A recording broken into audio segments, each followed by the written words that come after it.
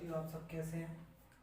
और आज का जो टॉपिक है अपना, वो टॉपिक पार्ट 3 है। कौन सा? सिक्के का पार्ट 3, यानी कॉइन्स का, इंडियन कॉइन्स का पार्ट 3 जो अपना आज का टॉपिक है। इससे पहले मैंने 2 वीडियो और डाल दी हैं, वो पार्ट 1 और पार्ट 2 की हैं। तो हमने जहाँ पे पार्ट 2 छोड़ा था वहाँ से कंटिन्यू करते हैं पार्ट 3 को। तो पार्ट 2 जो पार्ट 2 जहाँ पे छोड़ा था अपन ने, वो चांदी के सिक्के, कुषाण काल में चांदी के कुषाणों ने कोई भी चांदी के सिक्के नहीं चलाए थे। ठीक है। अब इसके बाद जो करते हैं अपन आगे, सिक्कों की बात कुषाणों से, तो अपन करते हैं 7 वाहनों के द्वारा चलाए गए सिक्के। 7 वाहनों के द्वारा चलाए गए सिक्के सीसे और पोटीन के थे। सीसे और क्या? पोटीन के सिक्के थे। सीसे पोटीन के सिक्के 7 वाहनों के द्वारा चलाए गए थे।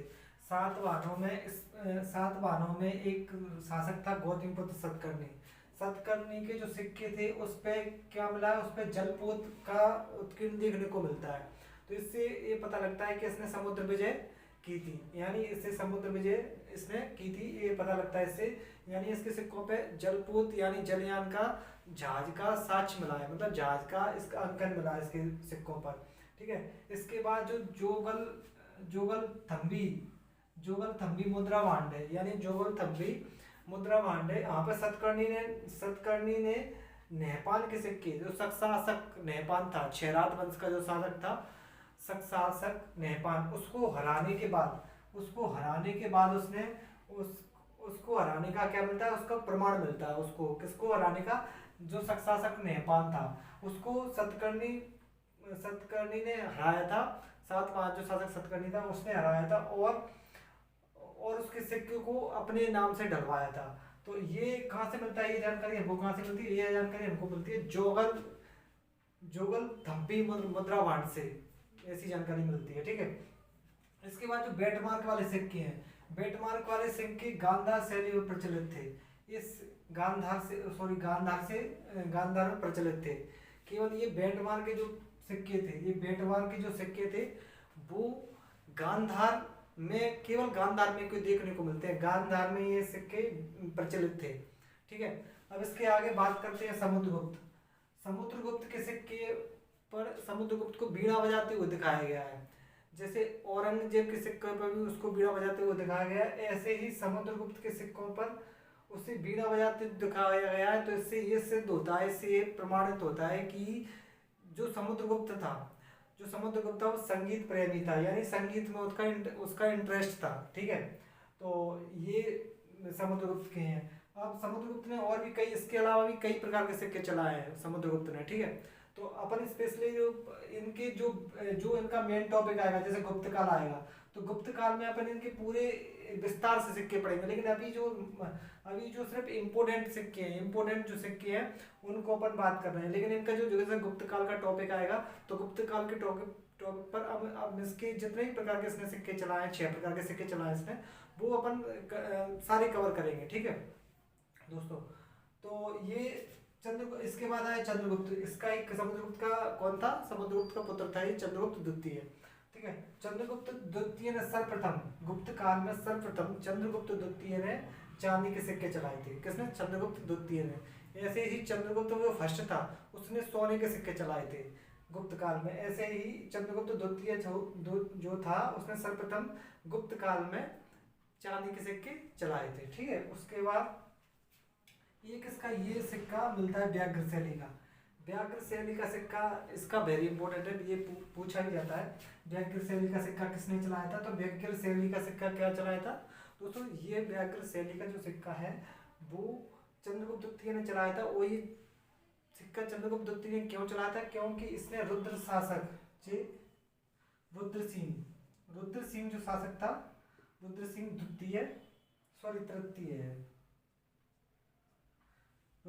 तृतीय था, उसको क्या किया था? इसने उसको हराया था। और उसको हराने के बाद उसके जो सिक्के उसने जारी किए थे, किसने? रुद्र सिंह तृतीय ने।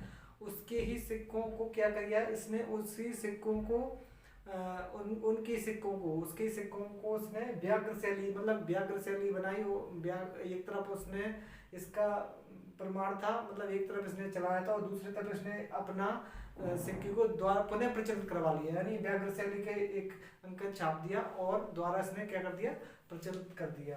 ठीक है, अब इसमें गुप्त, इसके बाद गुप्त और स्वर्ण सिक्के। गुप्तों ने स्वर्ण स्वर्ण वाले सिक्के कुषाण व शक के सिक्कों पर आधारित थे। गुप्तों ने जो सोने और चांदी के सिक्के चलाए थे वो सिक्के किस पर आधारित थे, किस कुषाण और शकों की शैली पर आधारित थे। यानी कुषाण और शक ने जिस प्रकार के सिक्के चलाए उसी प्रकार के, उसी को आधार मानकर गुप्तों ने वो ही सिक्के चलाए, मतलब वो जैसे सिक्के चलाए। तो इसकी आधार प्रणाली यानी गुप्तों ने जो सिक्के चलाए तो उनकी आधार प्रणाली देखी जाए तो कहीं ना कहीं कुषाण और शकों से मिलती जुलती है। ठीक है, ओके।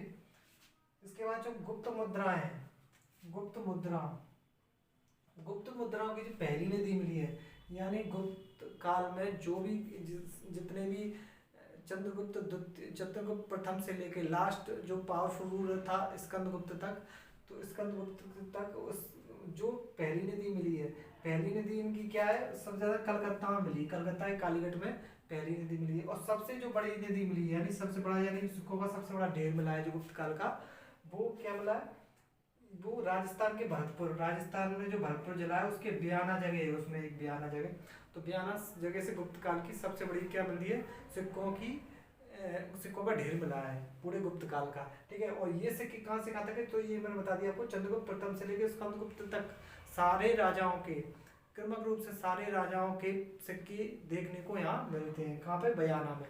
बयाना कहाँ है, भरतपुर राजस्थान में। ठीक है, लेकिन ये बड़ा इंपॉर्टेंट है कि जो सामान्य लेन देन था गुप्त काल में, जो सामान्य लेन देन था दोस्तों, वो गुप्त काल में सामान्य लेन देन क्या होता था, सामान्य लेन देन कौड़ियों से होता था। ठीक है, इसमें यहाँ पर सिक्के नहीं, केवल सामान्य लेन देन क्या होता था, कौड़ियों से होता था। ठीक है, गुप्त काल में सामान्य लेन देन कौड़ियों से होता था, कौड़ियों का प्रयोग सबसे ज्यादा किया जाता था।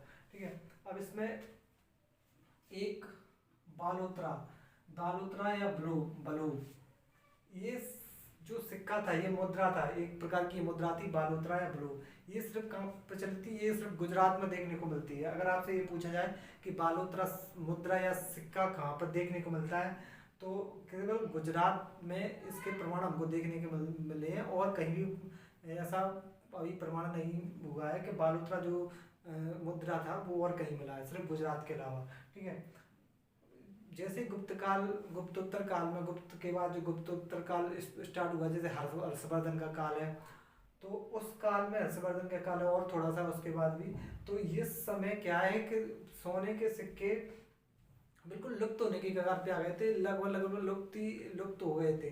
क्यों, मतलब कहीं देखने को नहीं मिलते थे किसी राजा के।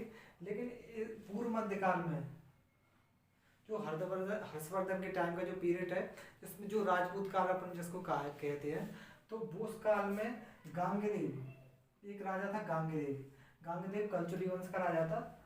उसने जो सिक्के चलवाए सोने के सिक्के चलवाए, और इसने जो सिक्के चलवाए वो किसकी आकृति के चलवाए, लक्ष्मी की आकृति के सिक्के चलवाए।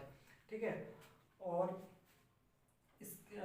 इसके बाद जो हनुमान का अंकन, जो हनुमान जी का अंकन जो पहली बार देखने को मिला है, वो संलक्षण वर्मा के सिक्कों पर देखने को मिलता है।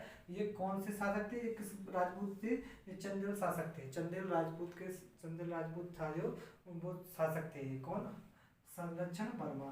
तो हनुमान जी का जो हनुमान का चित्र का अंकन जो सिक्कों पर मिलता है देखने को, वो किसकी पे मिलता है, संलक्षण वर्मा की, चंदेल शासक संलक्षण वर्मा के सिक्कों पर देखने को मिलता है। और जो लक्ष्मी की आकृति मिली है, वो लक्ष्मी की आकृति उसके कलचुरी के गांगदेव राजा के शासक के सिक्कों पर देखने को मिलती है। जैसे आपने एक और सुना हो, मध्यकाल में जो लक्ष्मी की आकृति वाले सिक्के मिले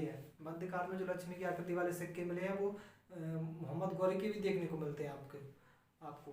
तो कहीं ना कहीं ये ऐसा लगता है कि मोहम्मद गौरी ने जो सिक्के ढाले हुए हैं, मोहम्मद गौरी ने जो सिक्के ढलवाए थे, वो कहीं ना कहीं इस कनेक्ट होते हैं, कहीं ना कहीं पुराने सिक्कों से कनेक्ट होते हैं। ठीक है। तो आपसे अगर मोहम्मद गौरी के अलावा पूछा जाए तो लक्ष्मी की आकृति के सिक्के किसने डलवाए थे, तो गांगदेव कलचुरी राजा ने, शासक ने, ठीक है, स्वर्ण सिक्के। अब इसमें एक इम्पोर्टेंट ये फैक्ट और है, ये बड़ा पूछा जाता है ये फैक्ट भी। ये फैक्ट में क्या है, इसमें अनुपात दिया हुआ है, अनुपात की कुषाण काल में सोने और चांदी का अनुपात कितना था, गुप्त काल में कितना था, और शक और सातवाहन के समय कितना था। तो शक और सातवाहन के समय आपको स्वर्ण 1:35 था, ठीक है। चांदी की मिलावट इतनी थी और सोने की मिलावट इतनी थी, ठीक है। कुषाण काल में 1:14 था और गुप्त काल में 1:16 था, ठीक है। तो ये अनुपात आपको बहुत इंपॉर्टेंट है, ये आपको ध्यान में रखना है ये अनुपात कि शक काल में कितना था, शक और सातवाहन में 1:35 था, कुषाण काल में 1:14 था और गुप्त काल में 1:16 था। तो ये आज का जो भी एशियन हिस्ट्री है अपनी, उसका आज का ये टॉपिक जो सिक्कों का है, कॉइन्स का जो टॉपिक है वो कंप्लीट होता है, ठीक है। आगे से जो नया टॉपिक है, नया टॉपिक अपन सिंधु घाटी सभ्यता को लेंगे, इंडस वैली सिविलाइजेशन को पढ़ेंगे आगे, ठीक है। तो आज का टॉपिक ये होता है। आगे जैसे मध्यकाल की जो हिस्ट्री अपन पढ़ेंगे तो उसमें भी मध्यकाल के जो जितने भी सिक्के हैं जो चलाए हैं, जैसे शेरशाह सूरी के सिक्के, अकबर के सिक्के, बड़े सिक्के, छोटे सिक्के, है ना। तो ये सब सिक्कों के बारे में अपन मध्यकाल के जब हिस्ट्री स्टार्ट करेंगे तो उसके बारे में बात करेंगे। एक चीज़ और मैं ध्यान से, एक चीज़ और भूल गया मैं इसमें, जो सोने के सिक्के थे गुप्त काल में, जो सोने के सिक्के थे उनको कहा जाता था दीनार, और जो चांदी के सिक्के थे गुप्त काल में, जो सोने के सिक्के थे उनको दीनार कहा जाता था, और जो चांदी के सिक्के थे उनको रुपया कहा जाता है। ये आप नोट करके लिख लीजिएगा, ठीक है दोस्तों। तो जो सोने के जो सिक्के हैं गुप्त काल में उनको दीनार कहा जाता था, और जो चांदी के सिक्के हैं उनको रुपया कहा जाता, रुपया का या रुपयंका कहा जाता था उनको, ठीक है।